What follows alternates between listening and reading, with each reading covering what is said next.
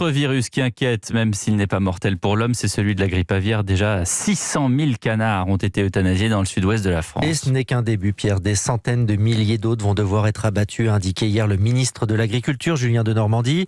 Dans les Landes, où l'on recense 119 des 127 foyers français, les éleveurs sont désespérés, comme l'illustre ce reportage de Benjamin Péter.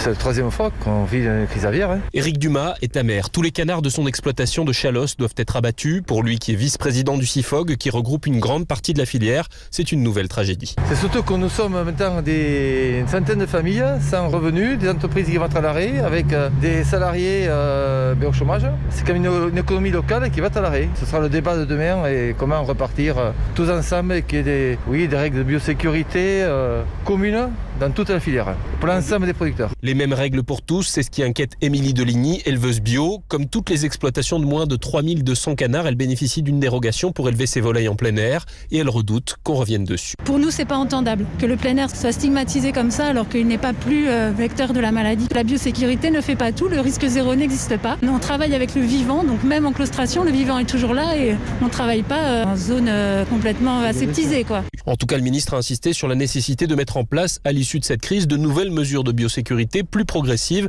en fonction de la menace d'épizootie. 130 millions du plan de relance seront d'ailleurs consacrés à cette biosécurité. À Mont-de-Marsan, Benjamin Péter, Europe.